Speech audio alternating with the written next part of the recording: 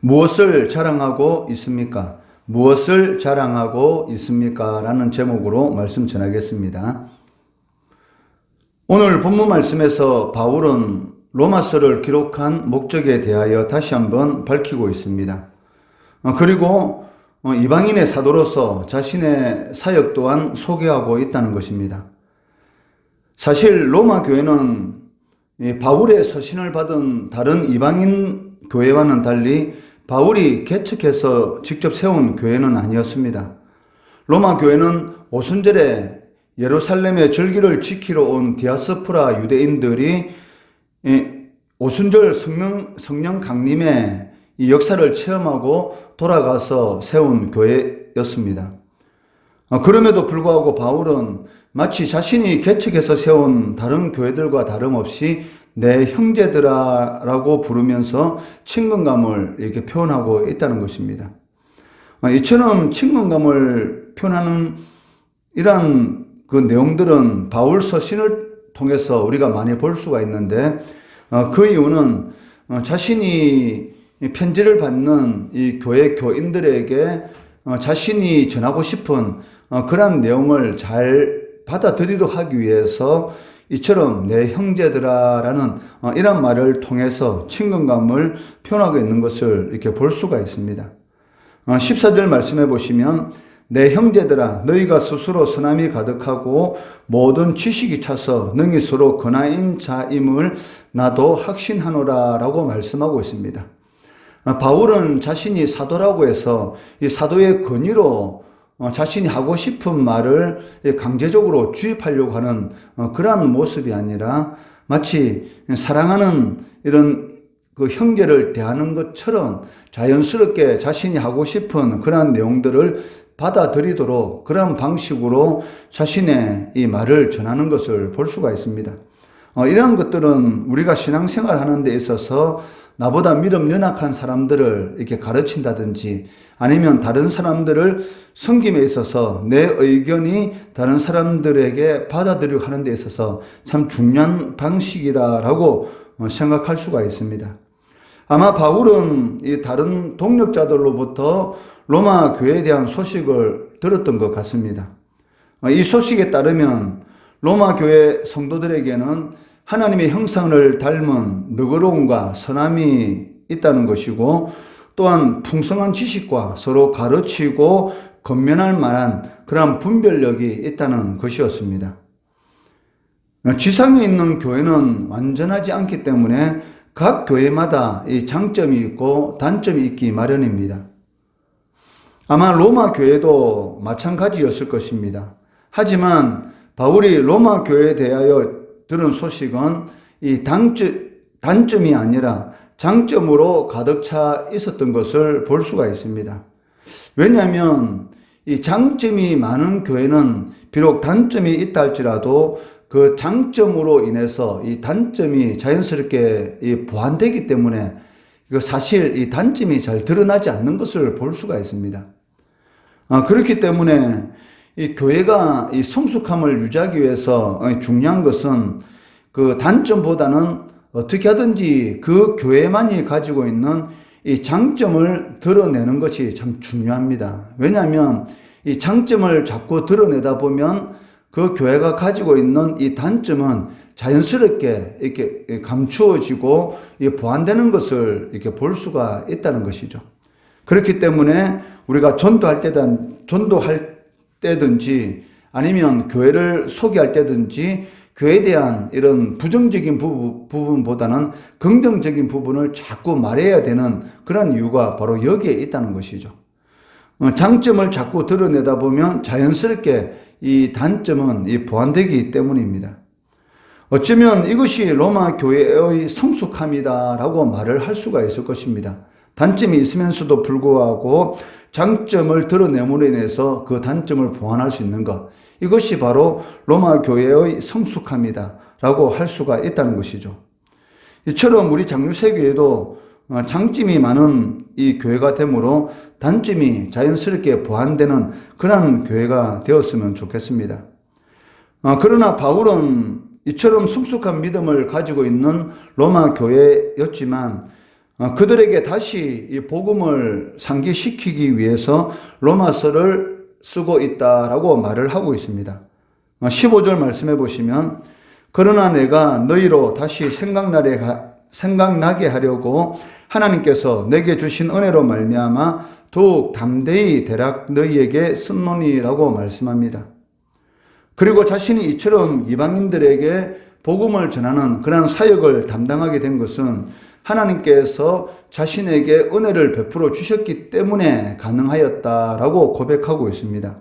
16절 말씀해 보시면 이 은혜는 곧 나로 이방인을 위하여 그리스도 예수의 일꾼이 되어 하나님의 복음의 제사장 직분을 하게 하사 이방인을 제물로 드리는 것이 성령 안에서 거룩하게 되어 받으실 만하게 하려 하심이라라고 말씀하고 있다는 것입니다. 이 은혜, 즉 하나님의 은혜로 말미암아 자신이 이방인의 사도로서 이방인들을 하나님 앞에 제물로 드리는 그러한 이 귀한 직분을 감당할 수가 있었다라고 고백하고 있는 것이죠. 나의 나 된 것은 오직 하나님의 은혜예요. 저희들도 마찬가지입니다. 우리가 하나님으로부터 구원받은 것이 우리가 잘나서 그렇습니까? 하나님의 무조건적인 그런 선택과 은혜로 말미암아 우리가 구원을 받았고 천지 만물을 창조하신 하나님을 위해서 우리가 사역을 감당할 수 있다는 것, 일을 할 수 있다는 것, 이것 또한 은혜이다라고 고백할 수밖에 없다는 것입니다.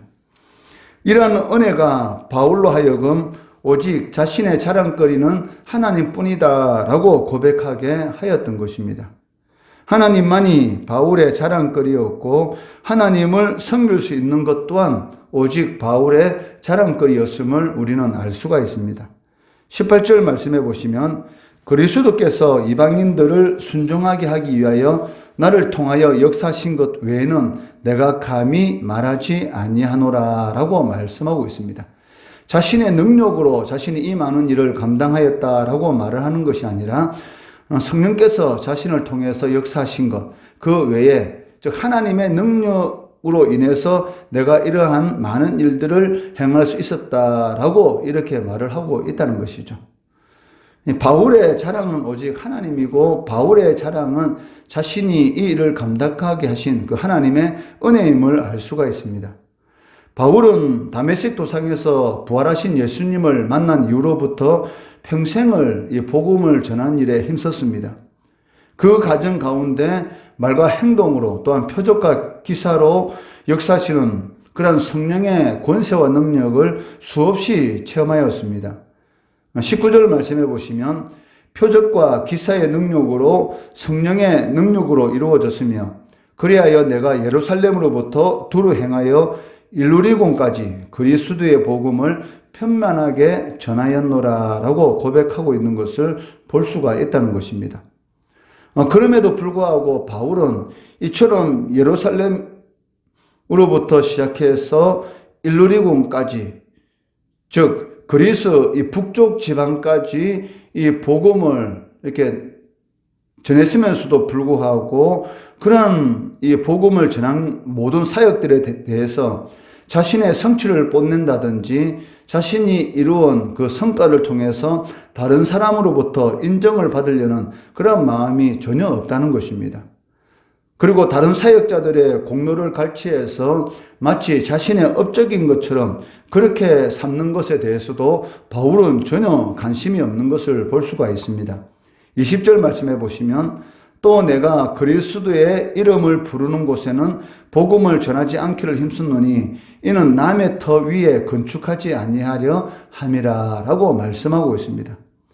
이처럼 오직 바울에게 있어서 평생의 소원은 하나님께서 베풀어 주신 그 은혜에 감사하며 이방인의 사도로서 더 많은 이방인들에게 복음을 전하는 것이었습니다. 그렇기 때문에 남이 이미 복음을 전하는 그곳에는 자신이 복음을 전하지 않는다라고 말씀하고 있습니다. 왜냐하면 이미 그곳에는 복음이 전해져 있기 때문에 복음을 듣지 못한 많은 사람들에게 이 복음을 전함으로 인해서 하나님의 그 은혜를 나타내고자 하는 이런 바울의 이 마음을 우리는 이 20절 말씀을 통해서 볼 수가 있다는 것이죠. 그리고 남이 이미 뿌린 곳에서 자신이 거둠으로 인해서 마치 자신이 노력으로 그것을 거둔 것처럼 그렇게 내세워놓은 것도 바울은 전혀 관심이 없었던 것을 볼 수가 있습니다.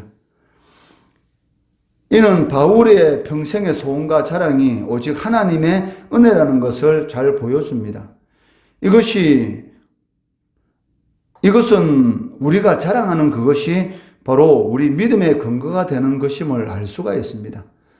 우리의 믿음을 나타내 보일 수 있는 것이 무엇입니까? 그것은 내가 자랑하는 것이 무엇인지, 그걸 통해서 우리의 믿음이 참 믿음인지 거짓 믿음인지를 알 수가 있다는 것이죠. 예수님 당시 이 바리새인들은 자신의 이 믿음에 대해서 많은 사람들에게 이렇게 자랑하고 내세웠습니다. 그렇지만 예수님께서 그러는 바리새인들에서 뭐라고 말합니까? 이 독사의 자식들아라고 이렇게 책망하는 것을 볼 수가 있습니다. 즉 바리새인들이 가지고 있었던 그 믿음, 자신들은 하나님이 기뻐하는 믿음이라고 말했지만 실질적으로는 하나님을 자랑하고 하나님을 드러내는 것이 아니라 오직 자신들만을 나타내고 자신들이 영광을 받기 위한 그러한 믿음이기 때문에 그 믿음은 참 믿음이 아닌, 즉 독사의 자식들의 그 믿음이다라고 주님께서 이처럼 책망하였던 것입니다. 그렇기 때문에 과연 내가 무엇을 자랑하고 있는가? 거기에 따라서 내가 하나님이 기뻐하는 그런 참 믿음을 가지고 있는가? 아니면 거짓 믿음을 가지고 있는가라는 것을 우리는 알 수가 있습니다. 오직 하나님의 은혜와 하나님께서 당신의 독생자를 죽이시면서까지 우리를 구원하신 그 사랑, 그것을 자랑하는 것이 참 믿음이다 라고 할 수가 있다는 것이죠. 이러한 믿음, 과연 우리는 무엇을 자랑하고 있는가? 진정으로 하나님의 은혜를 자랑하고 하나님께서 독생자를 죽이시면서까지 우리를 구원해 주신 그 하나님의 그 구원의 은혜를 진정으로 자랑하고 있는가? 이 시간 우리 자신을 한번 돌아보고 하나님이 기뻐하는 참 믿음을 가지고 살아가는 성도 되시기를 주의 이름으로 축원합니다.